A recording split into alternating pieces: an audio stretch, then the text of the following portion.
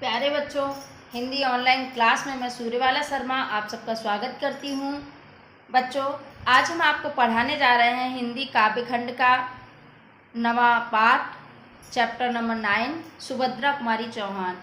इनका जो पाठ है झांसी की रानी की समाधि पर। ये बच्चों इनका काव्य संग्रह है त्रिधारा, उससे लिया गया है। ठीक है, इनका जन्म 1904 और मृत्यु 1948 ईस्वी में हुई। बच्चों, इन्होंने क्रांति से ओतप्रोत रचनाएं काफ़ी लिखी हैं। इनके अंदर देशभक्ति बहुत भरी हुई थी और इन्होंने बहुत अच्छी रचनाओं को लिखा है। आज हम आपको पढ़ाते हैं हमारी जो झांसी की रानी थी, जिन्होंने अंग्रेजों से लोहा लिया। आज भी उनके बारे में कहा जाता है ना, गाया जाता है, बुंदेले हर बोलो के मुँह हमने सुनी कहानी थी और खूब लड़ी मर्दानी वह तो झांसी वाली रानी थी। तो झांसी की रानी के ऊपर कई लोगों ने अपनी अपनी रचनाएं लिखी हैं। सुभद्रा कुमार की रचना बहुत प्रसिद्ध रही है। पढ़ते हैं। सबसे पहले कॉपी, पेन, पेंसिल को, रबड़ को अपने साथ में जरूर रखिएगा। किताब को खोलिए, पाठ निकालिए ताकि आप अच्छे से व्याख्या को समझ सकें। ठीक है, झांसी की रानी की समाधि पर चलिए पढ़ते हैं। इसमें बच्चों इस कविता में जो सुभद्रा कुमारी चौहान हैं, इन्होंने महारानी जो रानी लक्ष्मीबाई थी उनके बलिदान की गौरव गाथा को किस तरह से प्रस्तुत किया है। देखिए बच्चों, बहुत अच्छा लगेगा पढ़ते हुए। चलिए, वीर रस की आपकी एक कविता है। इस समाधि में छिपी हुई है एक राख की ढेरी, जलकर जिसने स्वतंत्रता की दिव्य आरती फेरी। ये समाधि, ये लग समाधि है झांसी की रानी की, अंतिम लीला स्थली यही है लक्ष्मी मर्दानी की। क्या बताया है? देखिए बच्चों, कविता में महारानी लक्ष्मीबाई की गौरव गाथा का वर्णन करती हुई कहती हैं कि ये जो समाधि है, ये एक वीरांगना रानी लक्ष्मीबाई की समाधि है, जिसमें क्या रखी है? उनकी राख रखी हुई है। आज भी वीरांगना की रानी लक्ष्मीबाई की राख रखी है, जिसने स्वयं जल करके स्वतंत्रता की अलौकिक दिव्य आरती को उतारा था। कवित्री का कहना है, स्वयं जलकर जिसने अपनी दिव्य आरती को उतारा था, अपने आप को कहने का मतलब बलिदान किया था। तो कहा ये छोटी सी समाधि है, ये समाधि एक लघु समाधि है, छोटी समाधि है झांसी की रानी लक्ष्मीबाई की, जिन्होंने पुरुषों के समान झांसी की रानी की अंतिम लीला स्थली है लक्ष्मी मर्दानी। मर्दानी मतलब पुरुषों के समान, जिन्होंने पुरुषों के समान साहस दिखलाया और अंतिम एक कर्म स्थली झांसी की रानी की है। ये वह स्थान है जहाँ पर यहीं कहीं पर, आगे पढ़ते हैं, यहीं कहीं पर बिखर गई वह भग्न विजय माला सी, उसके फूल यहाँ संचित हैं, है ये स्मृति सालासी। सहे बार पर बार अंत तक लड़ी वीर बाला सी, आहुति सी गिर चढ़ी चिता पर चमक उठी ज्वाला सी। बच्चों, उपमालंकार का भी बहुत अच्छा प्रयोग किया है सुभद्रा कुमारी चौहान ने। दृष्टांत कहते हैं जहाँ पे उदाहरण देके के समझाया जाता है। ठीक है, तो कवित्री का कहना है कि ये जो समाधि है, छोटी समाधि भले ही है झांसी की रानी की, लेकिन ये वह स्थान है जहाँ पर वह टूटे हुए फूलों की भांति, अर्थात टूटी हुई माला के फूलों की भांति झांसी की रानी बलिदान हो गई। जिस प्रकार से कोई माला टूट जाती है और उसके फूल बिखर जाते हैं, उसी प्रकार रानी लक्ष्मीबाई यहाँ पर बलिदान हो गई। उस फूल जो माला थी उसके फूलों के समान बिखर गई। तो कहा है कि आज भी यहाँ पर उनकी अस्थियां एकत्र हैं, यहाँ पर स्मृति भवन है, आज भी उनकी यादें यहाँ पर रखी हुई हैं, सजी हुई हैं, संचित हैं। तो कहा, सहे बार पर बार अंत तक लड़ी वीर बाला सी।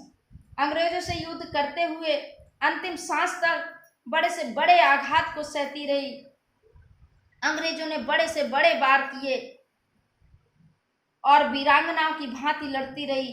अंत में लक्ष्मीबाई किसकी तरह, जैसे यज्ञ में कोई आहुति डाल देते हैं, उसी प्रकार स्वतंत्रता के लिए उसने अपने आप को बलिदान कर दिया, अर्थात उस पवित्र यज्ञ में आहुतियां डाल दी, अर्थात अपने आप को आहुति के समान उसमें चढ़ा दिया। जिस प्रकार से यज्ञ में बच्चों आहुति डालते हैं स्वाहा बोलकर, उसी प्रकार से लक्ष्मीबाई ने अपने आप को बलिदान कर दिया, अपनी आहुति चढ़ा दी उस यज्ञ में। ठीक है, आगे देखिए। बढ़ जाता है मान वीर का रण में बलि होने से, मूल्यवती होती सोने की भस्म यथा सोने से। क्या कहा है कवित्री ने? वास्तव में जब झांसी की रानी ने अपनी आहुति, अपना बलिदान बलिदान किया था उस यज्ञ में, तो एक ज्वाला की भांति प्रकाशित हो गई। आज भी हम लोग उसके बलिदान को, उनके बलिदान को बड़े सम्मान से याद करते हैं कि किस तरह से। तो कहा है कि जो व्यक्ति युद्ध क्षेत्र में बलिदान होता है, बढ़ जाता है मान वीर का रण में बलि होने से। जो व्यक्ति अपने युद्ध क्षेत्र में जब बलिदान होता है वीर पुरुष, तो उस वीर पुरुष का सम्मान उसी प्रकार बढ़ जाता है जैसे सोने से ज्यादा, कहीं अधिक स्वर्ण भस्म का मूल्य अधिक हो जाता है। कहीं अधिक सोने का जो मूल्य होता है, उससे कहीं अधिक मूल्य उसके स्वर्ण की भस्म का होता है। उसी प्रकार हमारी झांसी की रानी का सम्मान और भी अधिक बढ़ गया है। रानी से भी अधिक हमें अब ये समाधि है प्यारी, जहां निहित है स्वतंत्रता की आशा की चिंगारी। कवि कहते हैं कि निश्चय ही हम रानी को, महारानी को, रानी लक्ष्मीबाई को बहुत अधिक प्यार करते थे और आज भी प्यार करते हैं। लेकिन भले ही आज रानी हमारे बीच नहीं है, लेकिन उनकी ये जो समाधि है वो रानी से भी अधिक कहीं आज हमें प्यारी है, जिसने स्वतंत्रता की, आज भी इसमें आशा की चिंगारियां रखी हुई हैं। आज भी उनकी स्वतंत्रता की चिंगारियां इस समाधि में रखी हुई हैं। इससे भी सुंदर समाधियां हम जग में है पाते, उनकी गाथा पर निशीथ में क्षुद्र जंतु ही गाते। पर कवियों की अमर गिरा में इसकी अमिट कहानी, स्नेह और श्रद्धा से गाती है वीरों की वाणी। क्या कह रहे कवित्री क्या कह रही हैं बच्चों? देखिए कितनी अच्छी बात कही है उन्होंने कि ऐसा नहीं, इस संसार में एक से एक सुंदर, बहुत सुंदर, एक से एक बढ़ के समाधियां बनी हुई हैं। इतनी सुंदर समाधियां बनी हैं जिन्हें देखते ही लोग रह जाते हैं, लेकिन उन समाधियों की कोई गौरव गाथा नहीं गाया करते हैं। बहुत सी ऐसी समाधियां हैं जिन पर रात्रि के समय सिर्फ जो क्षुद्र जंतु होते हैं, जिन्हें चाहे आप झींगुर वगैरह कह सकते हैं, छिपकलियां कह सकते हैं, वही रात्रि के अंधकार में उस समाधियों पर उनकी कहानी कहा करते हैं। लेकिन कवियों की जो अमर वाणी है, कवि जब लिख जाते हैं, कवि जो वाणी से अपनी कविता लिख कर देते हैं, वो वाणी क्या होती है? गिरा मतलब वाणी, वो अमर हो जाती है। इसी प्रकार हमारे कवियों ने अमर वाणी के माध्यम से जो वीरों की वाणी अत्यधिक श्रद्धा और प्रेम के साथ लक्ष्मीबाई की कहानी को गाती है, तो आज भी हम उसे अमर वाणी के नाम से जानते हैं। तो कैसे बड़ी श्रद्धा से उनकी वाणी गाया करती है कि हर बोलो बुंदेले हर बोलो के मुंह हमने सुनी कहानी थी, खूब लड़ी मर्दानी बैठी झांसी वाली रानी। ये समाधि है, चिर समाधि है झांसी की रानी की, अंतिम लीला स्थली यही है लक्ष्मी मर्दानी की।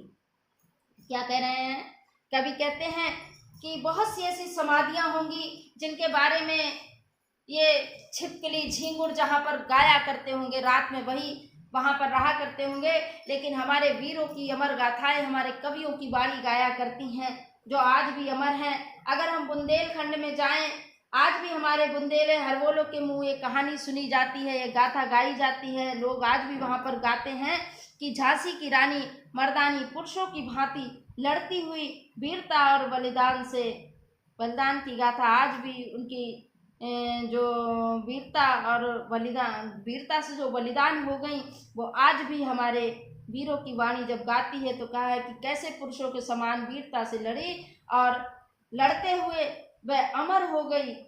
और ये अमर समाधि किसकी है? उन्हीं झांसी की रानी की है।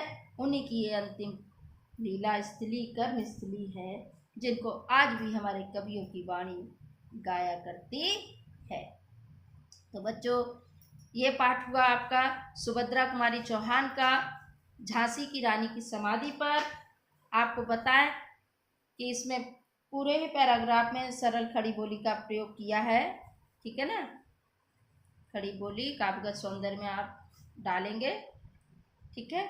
और रस तो आपको बीर पता ही लग रहा होगा, बीर है तो ओज गुड़ भी है, ओज के साथ थोड़ा प्रसाद गुड़ भी इसमें मिक्स किया हुआ है। उपमा अलंकार है, रूपक भी है, अनुप्रास भी है, ठीक है। दृष्टांत भी दिया, उदाहरण भी दिए हैं किस तरह से समाधियों को लेकर, ठीक है ना। इसमें कौन से पैराग्राफ करने हैं, काव्य खंड करने हैं, यहाँ आपको बताते हैं। एक तो पहला ही ये समाधि से लेकर मर्दानी की, दूसरा भी बच्चों यहीं कहीं ज्वालासी, और तीसरा भी बढ़ जाता है मान, ठीक है ना। ये तीनों पैराग्राफ आप अपनी कॉपी पर लिखेंगे। सुभद्रा कुमारी चौहान का एक पाठ समाप्त हुआ, त्रिधारा से जो लिया गया है झांसी की रानी की समाधि पर। अगले पाठ को हम लेकर आएंगे अगले वीडियो में, तब तक के लिए धन्यवाद।